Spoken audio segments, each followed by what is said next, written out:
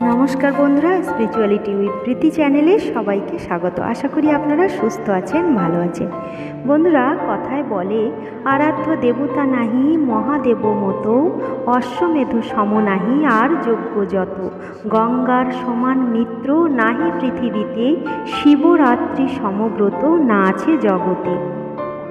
বন্ধুরা, শিব পুরাণে এই মহাশিবরাত্রির মহিমা বর্ণিত হয়েছে।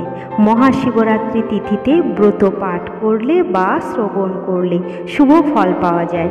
শিব পুরাণ অনুযায়ী জ্ঞানত অবস্থায় এবং এমনকি অজ্ঞানতা অবস্থাতেও বা অজান্তে মহাশিবরাত্রির ব্রত পালন করলেও শিবের আশীর্বাদ পাওয়া যায়। তাদের থেকে যমদূতেরা দূরেই থাকে।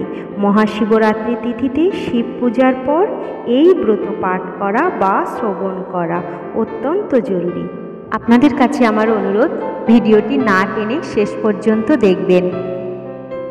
আসুন বন্ধুরা, শুরু করা যাক মহাশিবরাত্রির ব্রত কথা।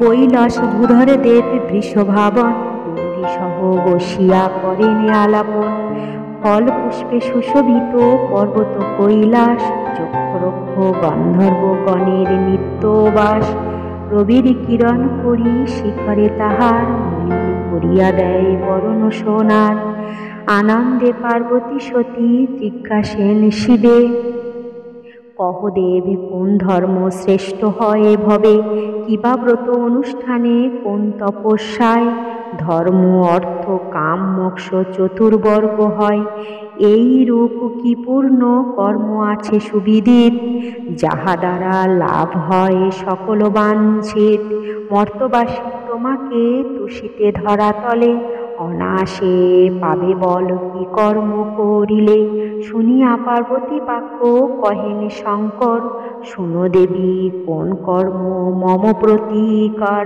ফাল্গুন মাসের কৃষ্ণপক্ষের চতুর্দশী, শিবরাত্রি নামে খ্যাত অন্ধকার নিশি, প্রাণী হিংসা পরায়ণ ব্যাধ একজন, ভীষণ আকৃতি তার ক্রূর আচরণ, কৃষ্ণবর্ণ দেহ তার পিঙ্গল নয়ন, জাল বা গুড়া হস্তে করয়ে ভ্রমণ, বনে বনে ভ্রমি করি প্রাণীবধ কত, নগরে নগরে মাংস বেচে অবিরত, একদিন মাংস ভার করিয়া বহন, গৃহে ফিরিতেছে ব্যাধে আনন্দিত মন, বহুদূর বনপথ ব্যাধে পরিশ্রান্ত, বৃক্ষমূলে শয়ন করিল হয়ে ক্লান্ত, ক্রমে ক্রমে সূর্যদেব অস্তাচলে যান, হেনকালে নিদ্রিত ব্যাধের হলো জ্ঞান, চতুর্দিক অন্ধকার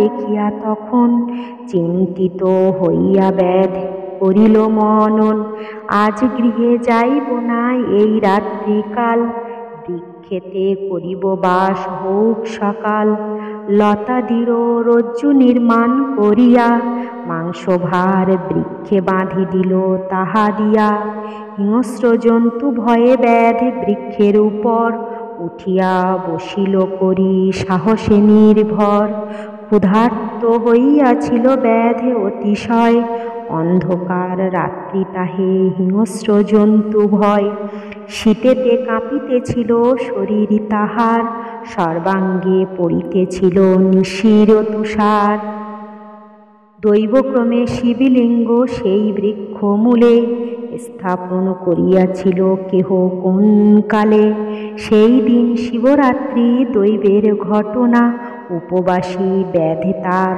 অন্যের ভাবনা, তাহার শরীর হতে হিমবিন্দু যত, বৃক্ষমূলে শিবলিঙ্গে পড়ে অবিরত, সেই বৃক্ষ বিল্ববৃক্ষ নামে সুবিখ্যাত, যাহার পত্রেতে শম্ভু হল সদাবৃত, ব্যাধ অঙ্গ সঞ্চালনে পক্ক বিল্ল দল, জীবের মস্তকে পড়িতেছিল অবিরল, ব্যাধের সে আচরণে দেবাশুতোষ, মনে মনে অনুভব করেন সন্তোষ, এইভাবে সমস্ত রজনী কেটে গেল, ক্রমে ক্রমে উষার আলোক দেখা দিল, বৃক্ষ হতে নামি ব্যাধ নিজ গৃহে গেল।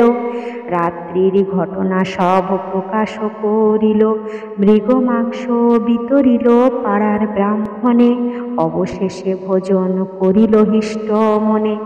এইভাবে তাহার পারণ সিদ্ধ হল, শিবরাত্রির ব্রত ফল সম্পূর্ণ পাইল। আয়ু শেষ হলে তার বহুকাল পরে, যমের কিঙ্কর এলো লইবার তরে। যমদূত রজ্জু দ্বারা বাঁধিতে উদ্যত, হেনকালে পৌঁছে দূত শিবের নিযুক্ত। শিবদূত বলে, যমদূত যাও দূরে, ব্যাধিকে লইয়া আমি যাব শিবপুরে। যমদূত বলে, এই ব্যাধ পাপী অতি, না যায় গণনায় এর কুকর্ম সংহতি। যমপুরে ইহাকে লইয়া যাব আমি, যমের আদেশ বৃথা কেন এলে তুমি। এই রূপে উভয়ের বিবাদ হইল, শিবদূত যমদূতে প্রহার করিল। পরাজিত হয়ে যমদূত যায় ঘরে, এই বার্তা প্রকাশিল যমের গোচরে। উপস্থিত হয়ে যম শিবদূতে কন, বিবাদের হেতু কিবা করহ বর্ণন। শিবদূত বলে, এই ব্যাধ পাপাচারী, শিবরাত্রির প্রভাবে যাইবে শিবপুরী। আজীবন কেহ যদি পাপকর্ম করে, শিবরাত্রির ব্রত করি অবশেষে তরে। মহাদেবে তুষ্ট এই ব্যাধের উপর, নাহি ভয় করি আমি শিবের কিঙ্কর। যমরাজ প্রণাম করিয়া শিবদূতে, গমন করেন নিজ বাসহৃষ্ট চিতে। ব্রত উপবাস করি সেদিন যে জন, ভক্তিভাবে করিবে আমার আরাধন। সদা তুষ্ট হই আমি তাহাদের প্রতি, ব্রতের বিধান দেবী শুনহ সম্প্রতি। পূর্বদিনে ব্রহ্মচর্য করিয়া পালন, নিরামিষ হবিষান্ন করিবে ভোজন। রাত্রিতে তৃণের শয্যা করিবে নির্মাণ, তাহাতে শয়ন করি আমাকে সরিবে। প্রাতকালে সত্বর করিয়া গাত্রোত্থান, নদী কিংবা সরোবর জল করি স্নান। বিল্ব বৃক্ষে মূলে গিয়া প্রণাম করিবে, আবশ্যক পত্র সংগ্রহ করিবে। একমাত্র বিল্বদলে তুষ্ট আমি হই, মণিমুক্তা স্বর্ণরত্ন প্রবল না চাই। রাত্রিতে হইয়া শুচি যে পূজে আমারে, সদা অভিমত ফল দিব আমি তারে। পার্থিব শঙ্কর মূর্তি করিয়া নির্মাণ, প্রথম প্রহরে দুগ্ধে করাইবে স্নান। দ্বিতীয় প্রহরে দধি, তৃতীয়েতে ঘৃত, চতুর্থ প্রহরে মধু স্নানেতে বিহিত। পূজা শেষে যথাবিধি নিত্য গীতি করি, তুষিবে আমারে নর শুনহ শঙ্করী। পরদিন প্রাতকালে হয় শুচি ব্রত, করাইবে ব্রাহ্মণ ভোজন নিয়মিত। এই শিবরাত্রি ব্রত যে জন করিবে, অনায়াসে সেই জন আমাকে তুষিবে। কঠোর তপস্যা আর দান যজ্ঞ যত, কোন কর্ম নহে তুল্য শিবরাত্রির মতো। এই ব্রত আচরণে লোভিয়া বাঞ্ছিত, অধীশ্বর হয় সর্বধনের নিশ্চিত। ব্রতের মাহাত্ম্য এবে করহে শ্রবণ, পূর্ণ লাভ হয় শুনে এই বিবরণ। পৃথিবীতে বারাণসী সর্বতীর্থ সার, যেখানে গমনে খণ্ডে কলুষ অপার। ব্যাধকে দেখিয়া মহাদেবে তুষ্ট অতি, নির্দিষ্ট হইল তার কৈলাস বসতি। শুনিয়া পার্বতী দেবী ব্রত বিবরণ, আত্মীয় বর্গের কাছে করেন বর্ণন। তাহাদের মুখে ব্রত হইল বর্ণিত, এই রূপে শিবরাত্রি হল প্রচারিত। যেই জন ভক্তি ভরে শিবরাত্রি করে, সংসার সাগর হতে অনায়াসে তরে।